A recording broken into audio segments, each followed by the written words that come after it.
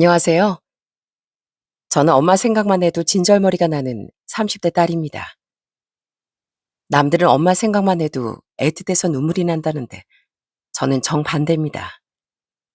전 엄마 생각만 하면 속에서 화가 들끓거든요. 저희 집의 사정을 모르는 사람들은 제가 냉정한 딸이라고 욕할 수도 있겠죠. 하지만 여러분도 제 이야기를 들어보시면 다들 제 편을 들어주실 거라 생각합니다. 그럼 바로 사연 시작할게요. 모든 부부가 첫 만남이 그렇듯 저희 부모님도 처음엔 서로 죽고 못 사는 닭살 커플이었다고 합니다. 부모님은 저희 아빠가 27, 엄마가 23살 무렵에 도시에서 직장 생활을 하다 인연을 맺으셨다네요. 원래는 결혼하고도 도시에서 계속 살 생각이었지만 시골에 계신 할아버지 건강이 급격히 나빠지며 상황이 달라진 거죠. 아빤 할아버지가 하시던 과수원을 물려받기 위해 엄마를 설득해 시골로 내려오게 됐습니다. 제 생각엔 비극은 거기서부터 시작이었던 것 같아요. 평생 도시에 살던 엄마에게 시골은 견디기 힘든 곳이었나 봅니다. 농사일은커녕 흙 밟는 것조차 싫어했던 엄만 매일같이 아빠 싸움을 벌이셨어요. 내가 개구리를 얼마나 무서워하는 줄 알아?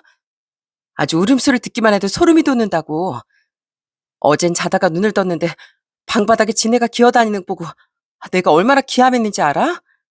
당신은 모르지? 모긴 또 왜 이렇게 많은지 살 수가 없어. 왜 또 그래? 그럼 시골에 당연히 개구리나 모기가 있지. 당신도 다 동의하고 내려온 거잖아.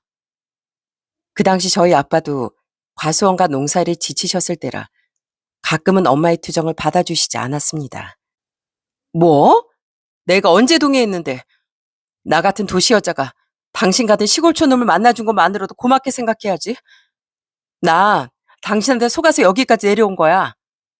이런 시골 바닥에 시집 올 줄 알았으면 애초에 결혼도 안 했다고. 내 친구들은 지금쯤 좋은 차 타고 백화점 다니면서 쇼핑이나 하고 있을 텐데 난 여기서 이게 뭐야? 뼈 빠지게 일하면서 맨날 흙먼지나 뒤집어 쓰고 있고. 당신 나한테 미안하지도 않아? 엄마의 불평은 시골에 내려오고 10년이 지나도 계속됐습니다. 그러니 할머니하고 관계는 당연히 좋지 못했죠. 겉보기엔 엄마가 시집살이를 하는 것 같았지만 실상은 할머니가 며느리살이를 하는 것 같았습니다. 엄만 다들 농사일로 바쁜 시기에도 일하기 싫다며 툭 하면 외가로 가버리곤 했거든요. 1년에 한 번 있는 제사 때도 마찬가지였고요. 어머님, 저한테 왜 이런 걸 자꾸 시키세요? 힘들어서 못하겠으니까 차라리 사람을 쓰세요. 아이고, 저것도 며느리라고. 남들은 며느리가 시집살이 한다는데 난 내가 시집살이 하고 있네. 아이고, 내가 전생에 무슨 죄를 지어 저런 걸 만났을까. 엄만 툭 하면 밖으로 나돌았고 저와 남동생은 할머니 손에 자랄 수밖에 없었습니다. 어느 해엔 과수원 일이 너무 바빠 어린 저희들까지 일손을 보탠 적이 있었어요. 그땐 한 사람이라도 일을 도울 사람이 필요해 할머니는 엄마의 반응이 어떨지 알면서도 엄마에게 일을 좀 도와달라고 부탁하셨습니다. 그런데 엄만 안방 문까지 걸어 잠그고 밖으로 나오지 않았어요. 어머님, 저 어제부터 머리가 깨질 듯이 아파서 한 발짝도 못 나가겠거든요. 그러니까 전 없는 사람이다 생각하세요. 아니, 지금 수학철이라 내 손주도 고사리 손까지 빌릴 판인데 넌 대체 안에서 뭘 하고 있는 거야? 하지만 엄만 할머니가 아무리 방문 손잡이를 잡아당겨도 절대 문을 열지 않았습니다. 그러다 할머니가 결국 혼자 과수원에 가시자 한참 뒤 엄마가 밖으로 나왔어요. 엄만 화장까지 다 하고 급히 밖으로 나가버리셨습니다. 엄마, 어디가? 할머니가 엄마 엄청 찾았는데. 제가 엄마를 붙들고 늘어지자 엄만 귀찮다는 듯 절 쳐다보지도 않으시더라고요. 엄마 볼 일이 있어서 나가보니까 할머니 오면 아직 방에 있다고 해. 알겠지? 너 딴 말하면 이따 혼날 줄 알아? 그 길로 엄만 어디론가 나가버렸고 밤이 늦도록 돌아오지 않았습니다. 그러다 할머니가 잠드신 새벽이 돼서야 겨우 집으로 돌아오셨어요. 다음 날 아침 저희들 아침밥을 차려주시던 할머니가 이런 말씀을 하시더라고요. 딱한 내 강아지들, 너희라도 어서 커라. 철없는 애미 밑에서 고생하는 너희가 내 팔자보다 더 딱한 것 같구나. 아휴, 엄마가 멀쩡했는데 애들이 지 엄마한테 밥도 한번 못 얻어먹네. 그 뒤로도 엄만 여전히 식구들과 어울리지 못했고, 세월이 흘러 제가 초등학생 때 할아버지 할머니께서 차례대로 세상을 떠나셨어요. 아빤 엄마가 계속 시골 생활에 적응을 못하는 것 같자 가지고 있던 땅을 팔아 읍내 화장품 가게까지 차려주셨답니다. 저희 엄마가 워낙 꾸미는 걸 좋아하셨거든요. 하지만 아빠의 노력에도 불구하고 집안에 엄마를 잡아줄 어른들이 계시지 않자 엄마의 만행은 더욱 심해졌습니다. 하루는 저희 집에 외삼촌이 울며 불며 찾아온 적이 있었어요. 외삼촌이 하던 사업이 망해 집이 경매로 넘어갈 처지라며 아빠에게 돈 부탁을 하러 온 거였습니다. 엄마 외삼촌은 울며 불며 아빠에게 매달렸어요. 여보, 우리 오빠 좀 살려줘. 저러다 오빠네 식구들 전부가 길거리 나앉게 생겼는데 보고만 있을 거야? 제발 한 번만 도와주자. 어? 하지만 그때 외삼촌이 바라던 돈이 워낙 큰 돈이라 아빠는 굉장히 망설이셨습니다. 그러자 외삼촌은 표정을 싹 바꾸고 아빠를 탓하기 시작했어요. 자네 정말 이럴 건가? 가족끼리 어려울 때 돕고 사는 거지? 왜 이렇게 냉정해? 내가 나중에 이자까지 두둑이 쳐서 갚아줄 테니까 이번 한 번만 좀 도와주게. 진짜 이렇게 야박하게 굴 거야? 나한테 이러고도 내 여동생은 계속 살 수 있을 것 같아? 그때 어린 제가 보더라도 아빠는 정말 괴로워하셨습니다. 그 돈은 아빠가 과수원에서 떼아포들 견디며 피땀 흘려 모은 돈이었으니까요. 여보, 그 돈이 어떤 돈인지 당신도 알잖아. 나중에 우리 애들 대학도 보내야 하고 시집 장가 갈 때 보태줘야 할 돈이라고. 내가 몸 부서져라 이래서 본 돈을 어떻게 한꺼번에 다 내어줄 수 있겠어? 하지만 엄마 외삼촌의 집요한 요구에 아빤 결국 그 부탁을 승낙하고 말았습니다. 아빤 무려 3천만 원이란 큰 돈을 외삼촌에게 빌려주고 말았죠. 그 당시 시골에서 3천만 원은 정말 어마어마한 금액이었거든요. 하지만 예상대로 외삼촌은 단 한 푼도 돈을 갚지 않았습니다.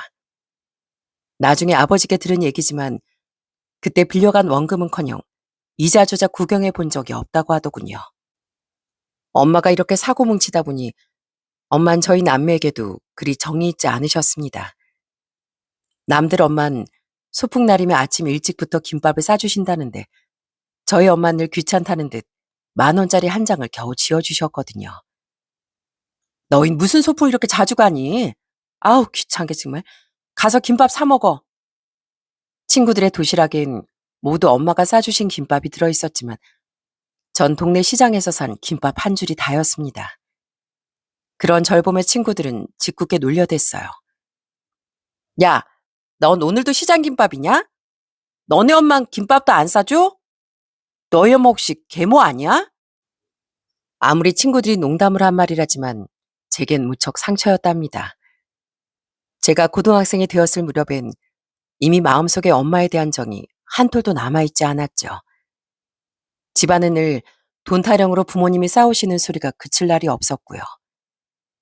내가 뭐 차를 사달라고 했어? 가방을 사달라고 했어? 그거 몇 푼 달라니까 또 생색이야. 요즘 장사가 안 돼서 그래. 돈 나갈 데가 얼마나 많은데 당신은 그것도 몰라? 하지만 정작 엄만 집안에서 모습과 달리 밖에 나가면 꽤 넓은 인맥을 자랑했습니다. 엄마가 워낙 사교성이 좋고 사람을 끌어당기는 매력이 있으셨거든요. 그러다 보니 엄마 주변엔 늘 사람이 많았는데 그 무렵엔 저희 집에 아빠 1년 후배인 아저씨가 자주 드나들었습니다. 저도 삼촌 하며 잘 따랐고 아빠도 각별해 보였어요. 저희 엄마도 꽤 친해 보였고요. 형님, 저 왔습니다. 저 밥 좀 주십시오. 형수님 손맛이 그려서 또 왔다니까요. 오늘 반찬은 뭐 있어요? 그 삼촌은 늘 사람 좋은 미소를 장착하곤 저희 집을 제 집 안방처럼 드나들었습니다. 하지만 그 친근한 웃음 뒤에 그런 꿍꿍이가 있을 줄은 상상도 못했네요. 어느 날인가 엄마가 이틀 정도 집에 들어오지 않았던 적이 있었어요. 워낙 자유영혼이신지라 평소처럼 또 어딜 놀러 가셨겠지 하고 있었죠. 그런데 그날 아침 갑자기 동네 사람들이 저희 집 대문을 부술듯이 밀고 들어왔습니다. 얘 시연아, 너희 엄마 어딨어? 집에 있어? 어?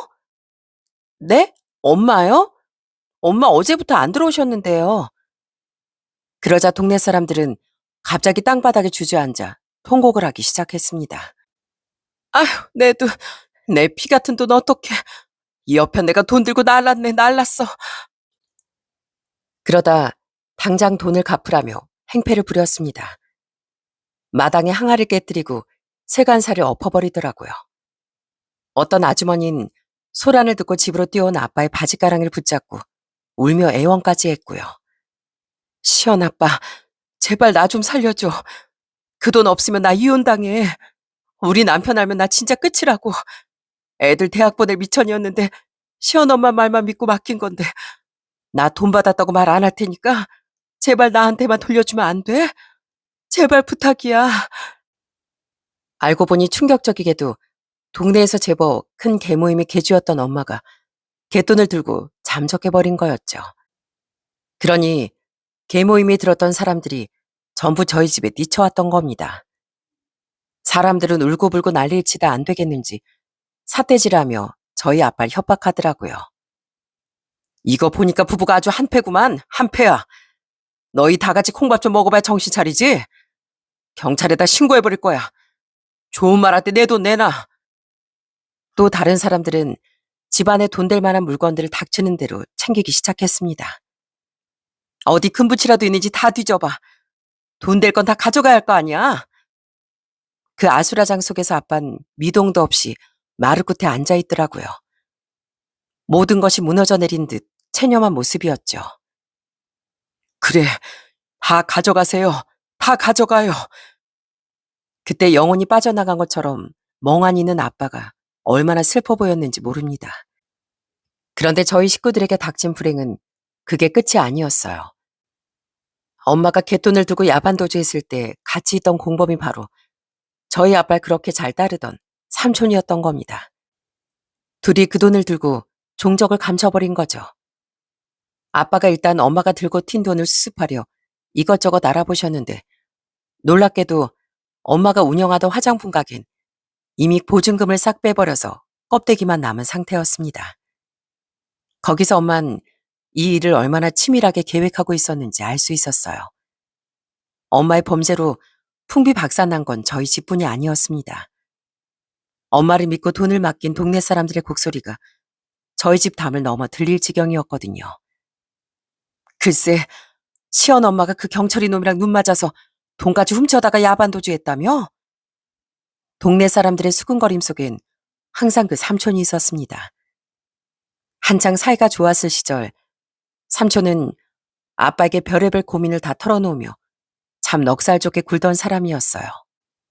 형님, 나 진짜 우리 마누라 때문에 못 살겠다니까요. 저 조만간 이혼해야 할지도 몰라요. 아휴, 내가 이렇게 속 털어놓을 사람이 형님밖에 없네. 술이나 한잔합시다. 그 인간은 수시로 삼겹살이나 안주거리 사다 아빠 술잔에 기울였어요. 저희 남매 볼 때마다 용돈이라며 손에 돈을 쥐어주기도 했었고요. 시연아, 이거 용돈해라. 가서 맛있는 거 사 먹어. 우리 시연인 볼 때마다 예뻐지는 것 같네. 감사합니다, 삼촌. 앞으로 저희 집에 자주자주 놀러 오세요. 어린 마음엔 용돈 주는 사람이 제일 좋은 법이잖아요. 그래서 저도 그 삼촌을 참 잘 따랐습니다. 그런데 아빠가 가장 믿었던 후배와 저희 엄마라는 사람이 눈이 맞아 동네 사람들 갯돈은 물론 저희 대학 등록금까지 싹 다 들고 사라진 겁니다. 그 이후 아빠는 결국 평생 일궈온 가수원을 정리하였습니다. 피해자들 차마 외면할 수 없었던 아빠는 남은 땅마저 팔아 엄마가 들고 튄 갯돈을 돌려주셨어요. 그렇게 모든 걸 잃은 아빠는 매일 밤 막걸리병을 손에 놓지 못했습니다. 경찰이 그놈이 어떻게 나한테 이럴 수가 있어. 다른 사람도 아니고 그놈이 어떻게 내 마누라랑 바람이나. 인생에서 가장 가까웠던 두 사람에게 동시에 배신당한 아빠의 뒷모습은 차마 눈뜨고 볼 수 없을 만큼 처참했습니다. 마침내 할아버지 할머니가 물려주신 땅까지 거의 다 팔리고 저흰 한순간에 빈털터리가 됐죠. 하나둘 팔려나갔습니다. 시골 땅값이 얼마나 하겠냐만 아빠에겐 목숨 같은 땅이었거든요. 전 그때 곧 대학에 갈 나이였는데 막연히 입학을 포기하겠다는 생각을 하고 있었어요. 그런데 정말 대단하시게도 아빤 저희 남매를 위해 다시 일어나시더라고요. 아빤 당장 돈을 벌어야겠다며 공사 현장에 나가기 시작했습니다. 시골에선 사실 당장 목돈을 벌기 쉽지 않았고 이미 할아버지 할머니가 주신 땅과 가수원도 다 팔아버려 농사 지을 땅도 없었거든요. 시연아, 돈은 아빠가 노가다를 뛰어서라도 벌 거니까 걱정하지 마. 그러니까 무슨 일이 있어도 대학은 가야 한다. 알겠지? 넌 예비처럼 살면 안 돼. 아빤 정말로 여기저기 고개를 숙여가며 제 등록금을 마련해 오셨습니다. 무슨 일이 있어도 자식 앞길 만큼은 막지 않겠다는 의지였어요. 전 죄송한 마음에 아빠를 말렸습니다. 아빠, 등록금은 제가 어떻게든 해볼게요. 저 학자금 대출 받으면 돼요. 그러니까 제발 무리하지 마세요. 대출 무슨 대출이야. 너 이제 고작 20살인데 벌써 빚질 생각을 해. 절대 안 돼. 아빠는 고생해도 괜찮아. 그러니까 너흰 그런 걱정하지 말고 공부나 열심히 해. 아빠 몸이 축나는 줄도 모르고 하루도 쉬지 않고 일을 하셨습니다. 그렇게 마련해 주신 귀한 돈으로 저와 남동생은 무사히 공부를 마칠 수 있었어요. 저와 동생이 악착같이 대학에 다니는 동안 엄마라는 사람은 소식 한 통이 없더라고요. 그러다 느닷없이 아빠 앞으로 이혼 서류 한 장을 보내왔더군요. 물론 저희 가족에게 어떠한 사과도 미안함도 구구절절한 변명조차 없었고요. 아빠는 어떤 말씀도 없이 즉시 그 이혼 서류를 접수시키셨습니다. 그때가 정말 엄마 마지막인 줄 알았습니다. 그렇게 시간이 흘러 저와 남동생도 어느새 평범한 직장인이 되었어요. 저희도 월급을 받기 시작하자 이제 아빠를 좀 쉬게 해드리고 싶더라고요. 그래서 남동생과 뜻을 모아 아빠 계좌로 매달 100만 원씩 용돈을 보내드리기 시작했습니다. 그런데 아빠는 정말이지 고집불통이시더라고요. 이게 무슨 돈이야? 당장 도로 가져가. 너희들이 힘들게 번 돈을 왜 보내? 이 아빠 아직 안 죽었어. 아직도 충분히 일할 수 있으니까 도로 가져가. 아빠, 이제 저희도 돈 벌어요. 이 돈 아빠 필요한 데 쓰세요.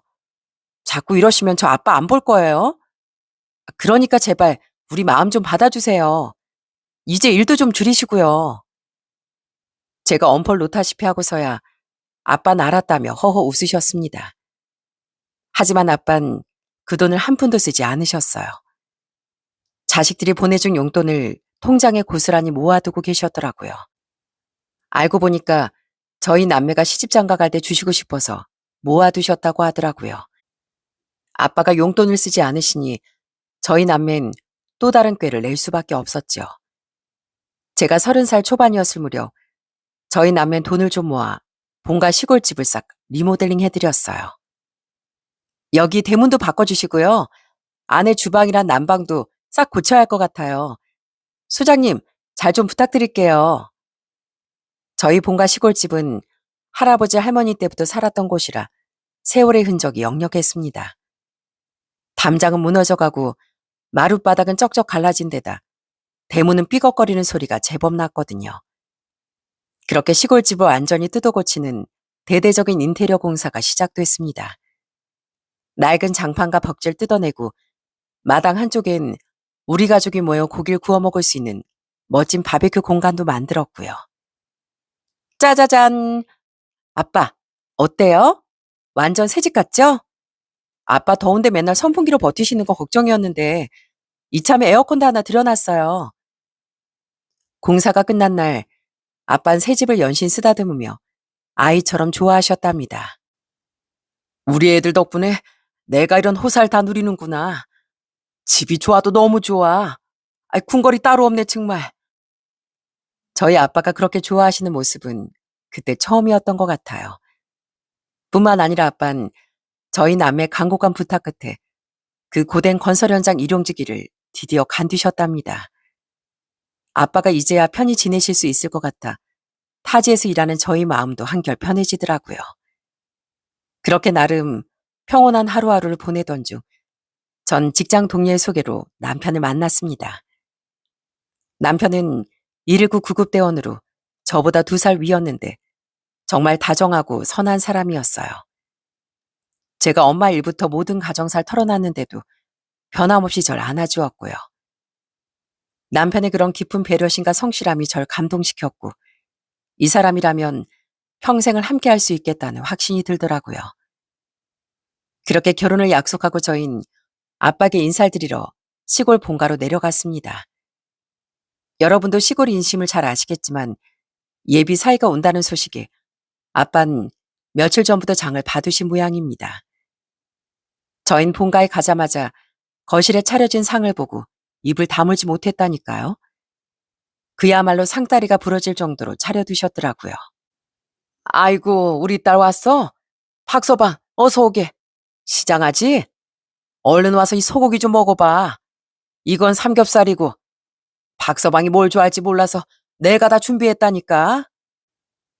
아빤 직접 불판 앞에서 고기를 구워주며 저희 남편을 극진하게 대접하셨습니다. 이건 내가 직접 무친 나물이야. 이것도 좀 먹어보게. 고추도 밭에서 금방 따왔어. 여기 시골 된장 맛있으니까 푹 찍어서 먹어봐.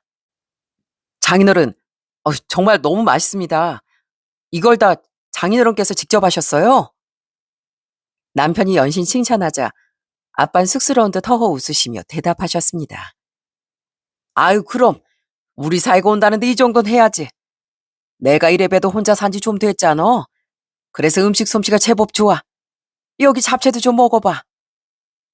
그렇게 즐거운 시간을 보내고 전 남편이 화장실에 간 사이 아빠에게 살짝 물어봤어요. 아빠, 김서방 어떤 것 같아요? 인상이 좀 좋아 보여요? 아빠 사이로 합격이에요? 그러자 아빤 아주 만족스러운 듯 말씀하셨어요. 그럼 인상이 너무 좋더구나. 정말 잘 골랐다. 내 사이지만 참 듬직한 사람 같아. 앞으로 둘이 잘 살 것 같구나. 이런 남편의 자상한 성품은 시부모님을 쏙 빼닮은 것 같더라고요. 저희 시아버님은 평생 시민을 위해 일하시다 퇴직하신 소방관이셨고 시어머님 역시 따뜻하고 좋은 분이셨거든요. 남편도 아버님의 뜻을 이어받아 119 대원으로 일하고 있는 것이었고요. 제가 시댁에 갈 때마다 어찌나 따뜻하게 맞아주셨는지 모릅니다. 아가, 혹시 먹고 싶은 거 있거나 필요한 거 있으면 언제든지 말해주렴. 우린 새아가 너처럼 예쁘고 똑똑하고 참한 사람과 가족이 된 게 얼마나 감사한지 모른다. 혹시 살다가 속상하고 서운한 일 있으면 언제든지 전화해. 알겠지? 네, 어머님. 항상 절 예쁘게 봐주셔서 감사해요. 저도 어머님, 아버님, 그리고 아가씨들까지 잘 모실게요. 그렇게 양가의 축복 속에 드디어 결혼식 날이 다가왔습니다. 저희 결혼식엔 정말 특별한 순서가 준비돼 있었는데요. 오늘 정말 특별한 축가가 준비돼 있습니다. 바로 신부 김시원 양의 아버님께서 직접 축가를 불러주신다고 하는데요. 큰 박수로 맞아주시길 바랍니다. 그건 바로 저희 아빠의 깜짝 축가였습니다. 아빠가 무대로 걸어 나오시는데 전 차마 아빠를 제대로 쳐다볼 수가 없었어요. 저희 남을 키우기 위해 평생을 고생만 하신 우리 아빠. 아빠가 남몰래 얼마나 많은 눈물을 흘리고 고생하셨는지 잘 알기에 아빠 얼굴만 봐도 가슴이 먹먹하더라고요. 아빠도 노래 부르시다 결국 목이 메이셨고 그 모습의 식장은 눈물바다가 되었답니다. 아빠의 축가가 끝나고 제가 아빠를 꼭 안아드리자 옆에 있던 남편이 아빠의 손을 다정히 잡았습니다. 아버님, 저희 앞으로 행복하게 잘 살겠습니다. 제가 앞으로 효도 많이 할게요. 시연이 이렇게 잘 키워주셔서 감사합니다. 고맙네, 고마워. 우리 딸 잘 부탁하네. 결혼 후에도 저흰 틈만 나면 시골로 내려가 아빠 시간을 함께 보냈습니다. 마당에서 바비큐 파티도 하고 남동생이 내려오면 온 가족이 근처로 나들이 가기도 했어요. 그 이후 남동생마저 장가를 가자 아빤 적적하셨는지 인근의 조그만 땅을 다시 사서 농사를 지으셨답니다. 남편이 시골에 갈 때마다 아빠와 함께 텃밭에 배추도 심고 상추도 심으며 그렇게 즐거운 시간을 보냈고요. 장인어른, 이 상추 심은 지 얼마 안 된 것 같은데 금세 자랐네요. 아주 쑥쑥 자라는 것 같아요. 그럼 내가 틈나는 대로 어디 상한 데는 없나 살펴보거든. 농산 정성이야, 정성. 그러다 제가 아들을 낳았을 때 아빤 정말 크게 기뻐하셨답니다. 아빤 소식을 듣자마자 시골에서 서울까지 단숨에 달려오셨어요. 그리고 병실문을 열자마자 아주 어깨춤까지 추시더군요. 아이고, 좋다, 좋아. 요 녀석이 바로 내 손자로구나. 얘야, 내가 네 하래비다, 하래비. 우르르 까꿍. 아빤 할아버지가 되었다는 사실에 몹시 감격하셨는지 기어이 눈물까지 보이시더라고요. 우리 딸 정말 고생 많았다. 아빠가 평생 해준 것도 없는데 언제 이렇게 커서 엄마가 됐어 그래. 아빠는 우리 딸이 너무너무 자랑스럽다. 이게 다 아빠 덕분이죠.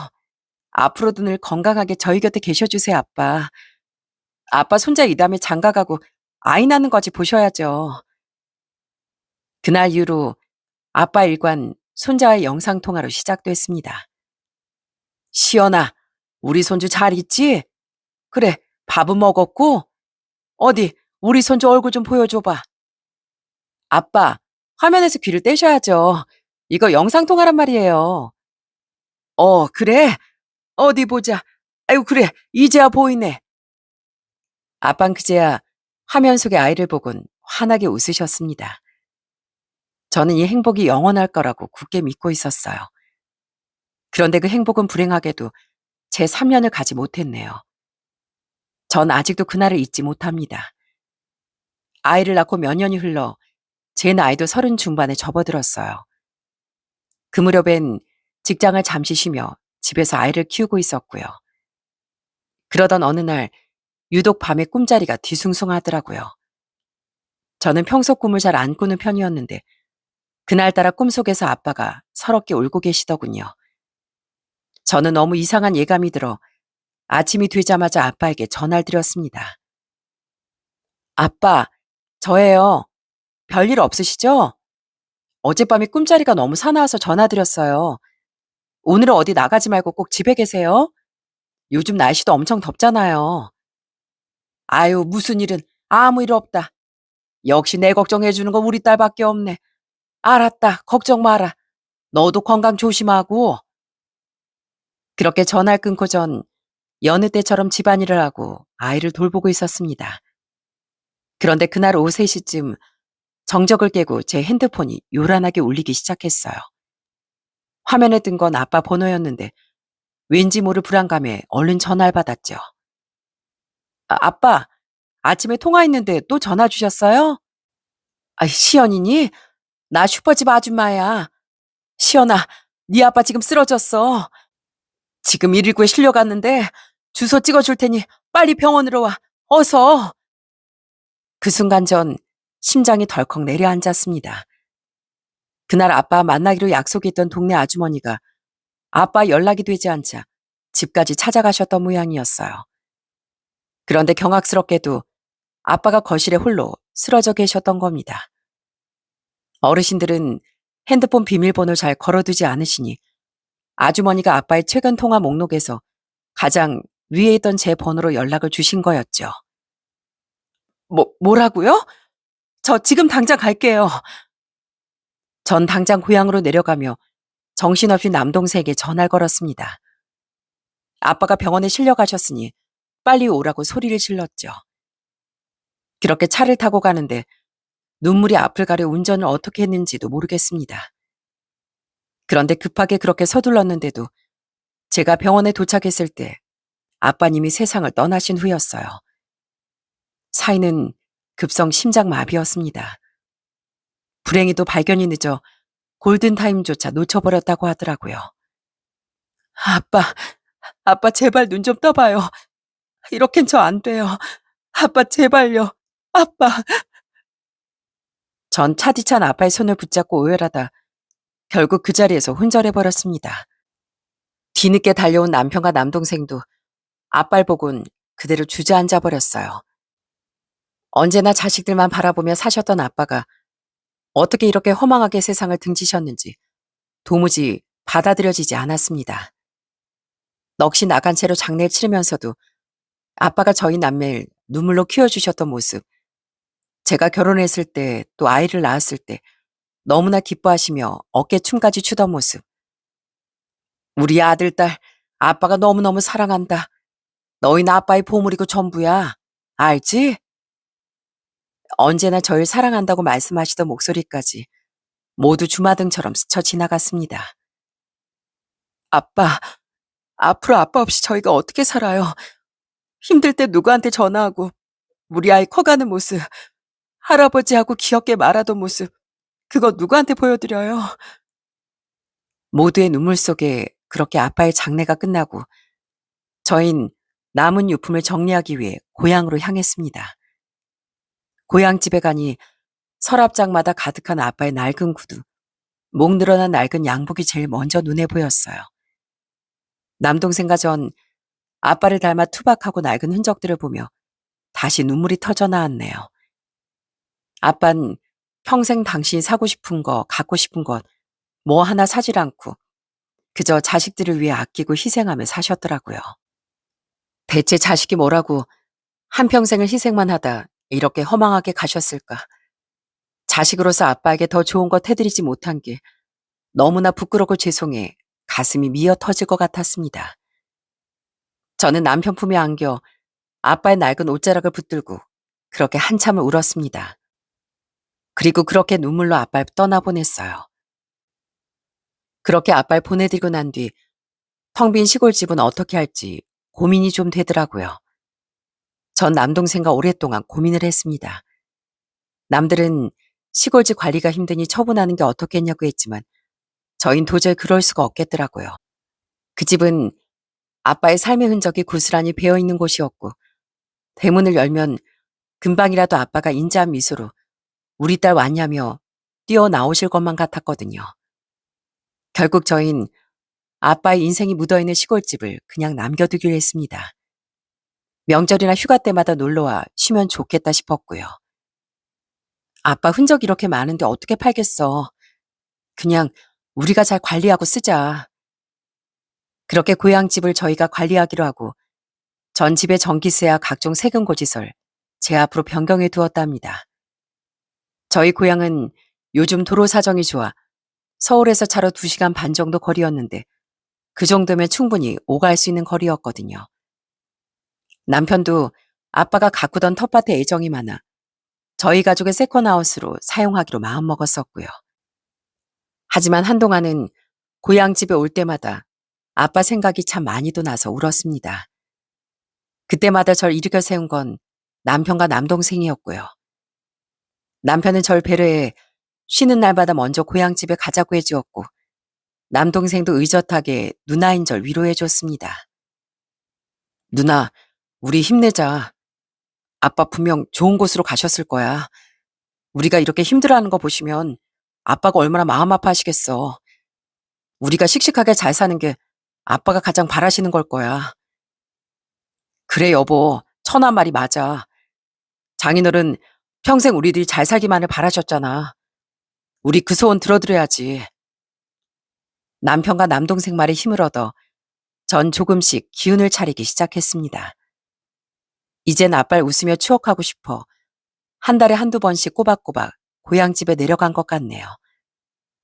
고향집에 먼지가 쌓이지 않게 쓸고 닦으며 정성스럽게 관리를 했습니다. 그렇게 한참 집 청소를 하다 마루에 앉으면 아빠가 잘 왔다, 우리 딸 고생했다 하며 절 다독여 주시는 것 같더라고요. 그렇게 시간이 좀 흘러 저도 다시 일상을 찾아가기 시작했습니다. 아이가 어느 정도 커서 직장 생활을 시작했는데 다행히 집에서 일하는 재택근무를 하게 되었죠. 처음엔 재택이라고 하니 그래도 여유가 있는 줄 알았는데 막상 일을 하다 보니 고향집에 내려가는 횟수가 눈에 띄게 줄어들게 되더라고요. 저는 몇 달 본가에 가지도 못하고 정신없이 일만 하며 지냈습니다. 그해 여름은 유독 지독히 더웠던 걸로 기억이 됩니다. 연일 기록적인 폭염이 이어졌고 가만히 있어도 땀이 줄줄 흐르는 무더운 날씨가 계속되었죠. 그렇게 9월까지 더위가 이어지던 중 제 핸드폰으로 문자 한 통이 날아왔더라고요. 고향집의 공과금을 제 명의로 돌려놨던 터라 전기세 고지가 왔더군요. 그런데 전 문자를 확인하자마자 비명을 지를 뻔했습니다. 세상에 빈집이나 다름없는 고향집에 전기세가 30만 원 가까이 청구됐더라고요. 미납 요금도 상당했고요. 전 제 눈을 의심했습니다. 아무리 시골 전기세가 도시보다 조금 더 나온다지만 사람이 살지도 않는 집에서 30만 원이라뇨? 이건 에어컨을 한 달 내내 풀로 가동하지 않고서야 나올 수가 없는 금액이었죠. 여보, 이것 좀 봐. 글쎄 전기세가 30만이 넘게 나왔어. 내가 저번에 갔을 때 에어컨을 안 끄고 왔나 봐. 그럴 리가 없는데? 당신 꼼꼼하잖아. 그래도 혹시 모르니까 우리 한번 가보자. 안 간 지도 몇 달 됐잖아. 저희 부부는 불안한 마음에 주말에 시간을 내 고향에 내려갔습니다. 마지막으로 간 게 2달 전이었으니 만약 그때 제가 실수로 켜두었다면 2달치 요금이 폭탄처럼 쌓인 게 분명했어요. 세상에, 내 정신 좀 봐. 어떻게 그걸 안 끄고 왔지? 아우, 전기세 어떡하면 좋아. 전 가는 내내 정신없는 절 자책했습니다. 그렇게 2시간 반을 달려 고향집에 도착했는데 여느 시골집이 그렇듯 저희 집도 대문만 열면 바로 앞마당이 훤히 보이는 구조였거든요. 아빠가 하도 필요 없다 하셔서 도어락 같은 것도 없었고요. 전 집 앞에 도착하자마자 대문을 열고 안으로 들어갔습니다. 그런데 현관 앞에 서자마자 뭔가 좀 이상하더라고요. 그리고 이내 집안 풍경을 보곤 온몸에 소름이 돋았습니다. 놀랍게도 분명 빈집인 집안에서 깔깔대는 웃음소리와 함께 TV 소리가 크게 들려오고 있었어요. 마치 누군가 그 안에 살고 있는 것처럼 말이죠. 전 숨을 죽이고 거실 쪽으로 조심스럽게 다가갔습니다. 그리고 완전히 경악하고 말았죠. 아니 글쎄 어떤 여자가 에어컨을 펑펑 틀어놓은 채 거실 소파에 대자로 누워 TV를 보며 배꼽을 잡고 웃고 있는 겁니다. 제가 들어온 줄도 모르고 과일을 먹으며 낄낄대는 그 여자를 보자마자 전 단박에 그 정체를 알 수 있었죠. 그 사람은 바로 15년 전 저희 집을 풍비박산 내고 가족을 뒤로한 채 도망갔던 저희 친엄마였으니까요. 제가 문을 박차고 거실로 들어서자마자 저만큼이나 소스라치게 놀란 사람이 바로 엄마였습니다. 하지만 그 당황스러움도 잠시, 조금 전까지 TV를 보며 배꼽이 빠져라 웃던 사람이 절 보자마자 갑자기 눈물을 쏟으며 가증스런 연기를 시작하더라고요. 뭐야, 당신 여기 왜 있어? 당신이 뭔데 여기 있느냐고? 당장 안 나가? 여기 우리 아빠 집이야. 제 고함에 엄마 눈가를 훔치며 떨리는 목소리로 말했습니다. 시연아, 그래 그동안 어떻게 지냈어? 나 엄마야. 엄마도 네 아버지 소식 듣고 온 거야. 건너 건너 네 아버지 세상 떠났다는 소식 듣고 내가 얼마나 놀란 줄 알아? 내가 정말 그 사람한테 죄 지은 게 너무 많아서 그래서 너무 미안해서 여기까지 왔어. 우리 네 식구 같이 살던 시절이 너무 그리워서 염치 불구하고 와 있었다. 내가 너희 연락처를 모르잖아. 그래서 너희가 오기만을 기다리고 있던 거야. 오해하지 마. 전 정말 기가 막히더라고요. 15년 동안 자식들이 어떻게 사는지 한 번을 들여다보지 않던 사람이 이제와 저희가 보고 싶어 왔다는 말을 하는데 그 말을 대체 믿으라는 건가 싶더라고요. 분명 아빠가 안 계신 걸 알고 이제와 반성하는 척 쇼를 하고 있는 걸 겁니다. 전 순간 눈이 뒤집혀 고래고래 소리를 질러버렸어요. 미안하다고? 웃기지 마. 미안한 걸 아는 사람이 에어컨 이렇게 펑펑 틀어놓고 깔깔대면 TV를 봐? 당신만 아니었으면 우리 아빠 그렇게 고생도 안 했어. 당신 때문에 우리 집안 쑥대밭 되고 아빠가 잠도 못 자고 밤낮으로 노가다까지 뛰면서 개고생한 거 알아? 당신이 그러고도 인간이야? 그렇게 잔인하게 말하지 마. 엄마도 다 알아. 안다고. 그래서 내가 그동안 잘못을 뉘우치려고 여기 와 있는 거 아니야. 잘못을 아는 사람이 아빠 후배랑 바람나 도망가? 됐어. 나 더는 말도 섞기 싫으니까 나가. 당장 이 집에서 나가라고. 제가 계속 강경하게 나오자 엄만 갑자기 태도를 바꾸며 뻔뻔하게 화를 냈습니다. 너 엄마한테 이게 무슨 태도야? 네 아빠가 이렇게 가르쳤니? 나 너희 낳아준 엄마야, 엄마. 엄마한테 어떻게 이래? 그 가증스런 입술에서 엄마라는 단어가 나오는 순간 정말 참을 수가 없었습니다. 보나마나 30만이 넘는 전기세 범인도 엄마겠죠. 어디서 아빠의 부골 듣곤 이 빈집이 가장 안전하다고 생각해 숨어 들어왔을 거고요. 나중에 들은 소식인데 엄마의 그간의 인생은 추잡하기 그지없었습니다. 그때 같이 도망갔던 그 아저씨와는 진작에 헤어졌고 이후 시작한 장서마저 쫄딱 망해 빚쟁이들에게 쫓기는 신세였더라고요. 장사를 해본 분들은 아실 거예요. 가게 앞에 뿌려지는 일수 명함, 사채 메모지들. 사정이 급해진 엄만 그 사채업자들에게 거액의 빚을 졌고 빚 독촉을 피하려 여기 시골집으로 야반도주한 거였습니다. 그렇게 한참을 엄마와 싸우고 있는데 남편이 짐을 들고 급하게 뛰어들어왔더라고요.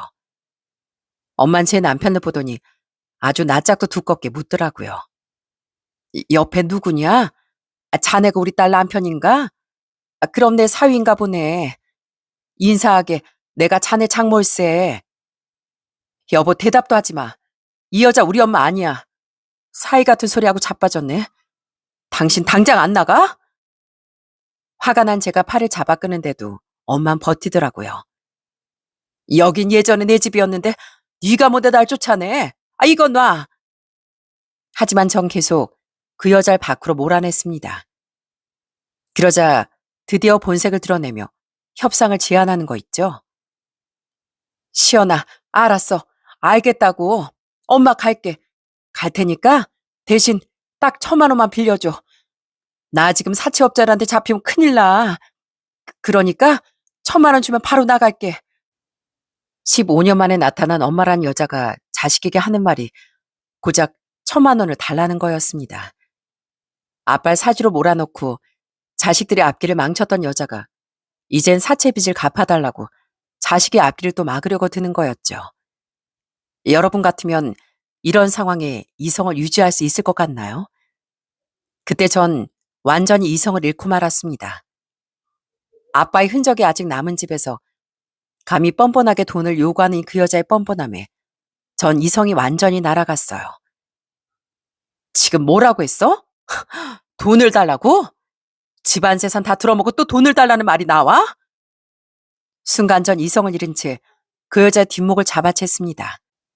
분노에 찬 제 손은 어느 때보다 강했습니다. 그렇게 짐작을 끌어내듯 엄마를 밖으로 끌고 나오며 남편에게 소리쳤습니다. 여보, 저긴 캐리어 좀 갖고 와. 이 아주머 다 담아. 하나도 빠짐없이 싹 다 담아서 던져버려. 엄만 계속 비명을 지르며 버텼지만 전 멈추지 않았죠. 15년 전 아빠 우리를 배신하고 도망갔던 그 기억이 떠올라 화가 도무지 가라앉지 않았거든요. 당시 우리 가족한테 한 짓이 있는데 여기가 어디라고 나타나 또 1,000만 원 달래? 정말 대단한 사람이다. 난 당신을 잊은 지 오래고 세상에 없다고 생각한 지 오래니까 다신 찾아오지 마. 오늘이 마지막이야. 한 번만 더 내 눈에 띄면 그땐 바로 경찰에 신고할 거니까. 시연아, 진정 좀 해봐. 너 엄마한테 어떻게 이럴 수가 있어? 내가 널 낳아준 엄마야. 뭐 낳아줬다고 다 엄마야? 당신 우리 집안의 악기일 뿐이야. 다시 내 인생에 나타나지 마. 제가 엄마의 마당까지 끌어내며 얼마나 큰 소란을 피웠던지 대문 앞엔 이미 동네 분들이 몰려와 서성이고 있더라고요. 엄만 결국 제 힘을 못 이기고 캐리어를 챙겨 도망치고 말았습니다. 그렇게 한바탕 난리가 나자 대문 앞에 서 계시던 아저씨 한 분이 제게 조심스럽게 다가오시더라고요. 시연아, 너 언제 왔냐? 내가 연락하려고 했는데 네 번호를 몰라서. 사실 너희 엄마 여기서 2달 가까이 지내는 거 보고 우린 너희가 그 여자를 용서해서 여기서 살게 해준 줄 알았다. 그래도 너희가 자식들이니까 엄마라고 받아준 줄 알았지. 이렇게까지 된 줄은 꿈에도 몰랐다. 이럴 줄 알아서 우리가 진작 쫓아버렸지. 전 아저씨께 당장 제 연락처를 건네들며 간곡히 부탁을 했습니다. 아저씨, 저 여자 다시 찾아오면 저한테 꼭 연락 주세요. 다신 이 근처 얼씬도 못하게 해야 돼요. 알았다, 알았어. 또 나타나면 우리가 잘 막아줄 테니 걱정 마라. 전 곧장 열쇠공을 불러 도어락이 없던 낡은 문에 튼튼한 번호키를 설치했습니다. 가족을 배신하고 후배와 바람나 도망갔던 사람이 아빠가 돌아가시자마자 뻔뻔하게 집을 차지하고 공짜로 호의호식했다는 사실에 피가 거꾸로 솟았어요. 하늘에서 아빠가 얼마나 통곡하며 피눈물을 흘리셨을까 생각하니 가슴이 미어졌습니다. 전 이 소식을 곧바로 남동생에게 알렸습니다. 그러자 남동생도 깜짝 놀라 울분을 터뜨리더라고요. 그 여자가 아빠 집에 있었다고? 어떻게 그럴 수가 있어?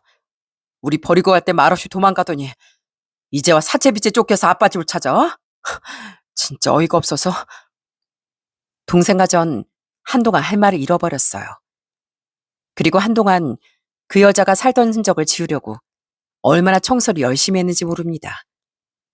사랑하는 아빠 집에 그 여자의 머리카락 한 톨도 남겨주고 싶지 않았거든요. 남편은 그 모든 일을 해결하고 한껏 지쳐버린 절 조용히 위로해 주었습니다. 당신 많이 힘들지? 힘들면 나한테 다 털어놔도 괜찮아. 울고 싶으면 울고. 당신 속이 어떻겠어 지금. 나중에 시부모님도 이 소동을 아시고 조용히 절 불러 다정하게 안아주시더라고요. 마치 제 마음을 다 아신다는 듯이요. 그 일이 있고 벌써 1년이란 시간이 흘렀습니다. 지금은 그 여자가 죽었는지 살았는지 어디서 어떤 인생을 살고 있는지 전혀 모르고요.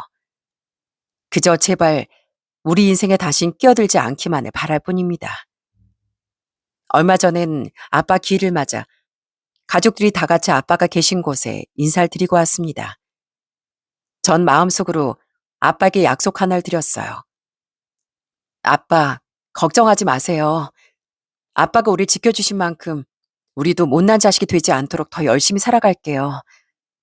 우리가 행복하게 잘 사는 모습 보여드릴게요. 그러니까 하늘에서 부디 편히 쉬세요. 이번 일을 겪으며 전 한 가지를 확실히 깨달았습니다. 아무리 부모 자식 간이라도 끊어야 할 인연은 확실히 끊어야 한다고요. 저처럼 가족 때문에 고통받는 분들이 더 이상 없길, 모두가 자신의 행복을 지키며 살아가길 진심으로 바랄 뿐입니다. 아빠의 피땀 어린 과수원과 땅을 다 날려버리고 자식들 등록금까지 들고 도망갔던 그 여자의 그림자에서 벗어나 이젠 아빠가 남겨주신 사랑 안에서 씩씩하게 살아가 보려고요. 부디 저희의 선택이 옳았길 바랍니다. 저도 아이를 낳아 기르다 보니 부모라는 존재가 힘이 되기도 하지만 또 누군가에겐 평생을 짊어져야 할 무거운 짐이 되기도 하는 것 같습니다. 천류는 들먹이며 무조건적인 용서를 강요하기엔 저희가 살면서 겪은 일들이 너무나 충격적이고 상처였어요. 저희를 낳아주었다는 이유만으로 평생을 희생해온 아빠를 배신하고 자식들의 미래까지 짓밟았던 사람을 단지 엄마란 이유 하나로 품기엔 저희 아빠의 고생이 너무나 컸고요. 그래서 전 제 선택을 후회하지 않으려고 합니다. 제 일상을 흔드는 인연이라면 단호하게 잘라내는 게 절 지키고 제 소중한 가족을 지키는 가장 용기 있는 행동이라고 믿으니까요. 지금 이 순간에도 가족이란 이름 때문에 상처받고 계신 분들이 있다면 용기 내어 말씀드리고 싶습니다. 어떤 일이 있더라도 그건 여러분의 잘못이 아니라는 것을요. 그리고 그 모든 고통을 모두 짊어질 필요도 없고요. 자신의 행복을 최우선으로 생각하는 건 결코 이기적인 게 아닙니다. 이렇게 제 안에 가득 쌓인 이야기를 털어놓으니 한결 마음이 가벼워지는 것 같네요. 제 이야기 끝까지 들어주셔서 진심으로 감사합니다. 마음 한구석에 묵혀뒀던 해묵은 상처들을 꺼내어 놓는 일이 쉽진 않았지만 이렇게라도 털어버릴 수 있어 후련하네요. 우린 누구나 사랑받을 자격이 있고 일상을 지킬 권리가 있잖아요. 아빠가 피땀 흘려 지켜주신 하루하루를 계속 소중하게 여기며 살아가 볼까 합니다. 비록 저희 아빠는 곁에 계시지 않지만 아빠가 남겨주신 따뜻한 사랑은 제 아이에게 또 그 아이의 아이에게 고스란히 전해질 거라 믿습니다. 여러분도 부디 곁에 있는 소중한 사람들과 따뜻한 온기를 나누는 하루하루가 되시길 바랍니다. 때론 비바람이 몰아쳐도 결국 우리를 일으켜 세우는 건 누군가의 사랑이라는 걸 잊지 않으셨으면 좋겠네요. 전 이만 여기서 끝인사를 드려야 할 것 같습니다. 들어주셔서 감사합니다.